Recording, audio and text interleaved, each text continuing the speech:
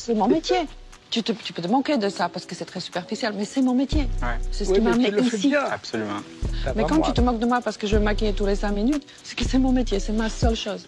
À quoi je tiens? Maintenant, on s'en fout, j'ai 52 ans, c'est pas grave. Mais tu comprends? Moi, j'ai pas de dons, j'ai rien. En plus, j'ai fait mes études, j'ai arrêté. Donc, j'arrive en France et je sais pas ce que je veux faire et ça me donne ni chaud ni froid, mais il faut que je m'en sorte. Donc à ce moment-là, tout est impossible. Parce qu'il y a un milliard de mannequins, je ne suis pas la plus belle de loin. Moi, je me suis dit, il faut que je reste ici, je ne vais pas retourner vivre chez mes parents, c'est juste pas une option. Donc avec rien et sans passion, comment tu vas faire? Donc, tout était impossible. Moi, je suis maladivement timide, à ce moment-là, je n'arrive même pas à acheter mon billet de train. Et faire un métier de tellement exposé, c'était un truc de fou. C'est là où je te dis que je m'adapte, parce que c'est mon seul outil. Donc finalement, toutes ces épreuves, parce qu'après, il y avait mannequinat, il y avait de la télé, il y avait tout truc. Je sais rien faire. Je sais rien faire, mais à travers de ces petits défis, je me suis reconstruite. Et pour moi, c'était juste grâce à tout ça. Je suis devenue une personne, je pense, aujourd'hui un peu équilibrée et bien, je suis bien. Et sans ça, je ne serais pas. Donc, ouais, tout était impossible. Hello, bonjour les femmes de Triomphe, bienvenue dans cette nouvelle vidéo. Je suis Coco, votre coach en féminité. Aujourd'hui, on va parler de notre belle Adriana Karembeu, qui est aujourd'hui âgée de 52 ans et qui est cette mannequin-là qu'on voyait tous dans les publicités d'Optique 2000, si vous vous souvenez très bien, et qui est la femme, l'ancienne femme de Christian Karembeu, le footballeur, et qui s'est remariée tout juste après avec un homme d'affaires arménien.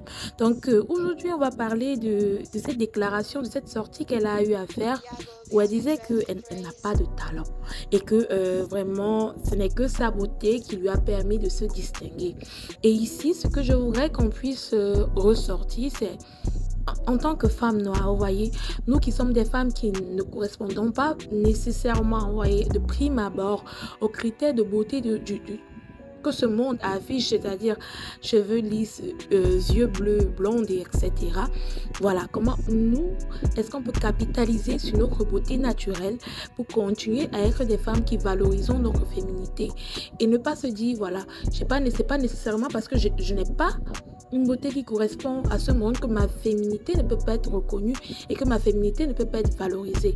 Parce que quand vous voyez une dame comme Adriana Karembeu par exemple, elle n'a pas eu à faire un autre travail que de faire le travail d'être mannequin et de montrer que voilà, elle naturellement comme Dieu l'a créée, c'était une plus-value.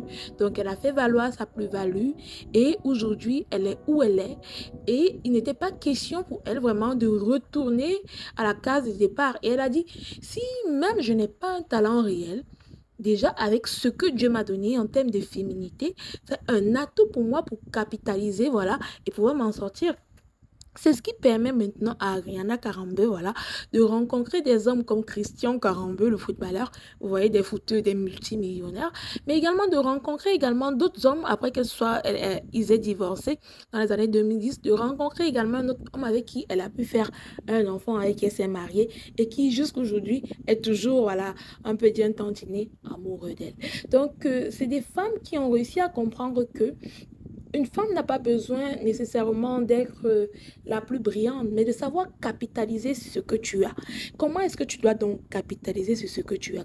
Quelle stratégie mettre en place? C'est la question que tu dois te poser. Il faut toujours, je ne sais pas comment vraiment vous expliquer ça globalement, mais il faut toujours avoir confiance en vous. Vous voyez, elle était maladivement timide, mais elle a réussi à travers les multiples défis qui se posait devant elle, à trouver vraiment son chemin, voilà, à construire sa confiance en elle. Construisez votre confiance en vous, même si vous mettez des artifices, continuez à garder votre beauté naturelle, capitalisez sur ce que vous avez, que Dieu vous a donné.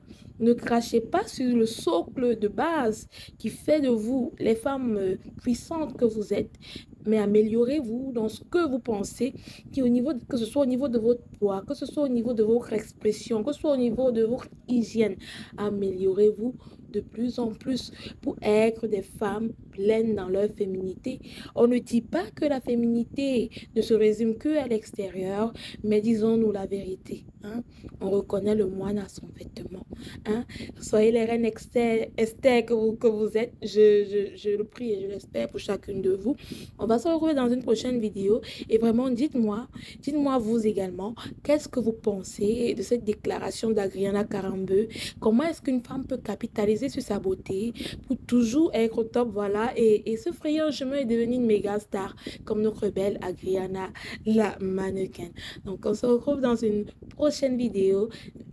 D'ici là, portez-vous bien.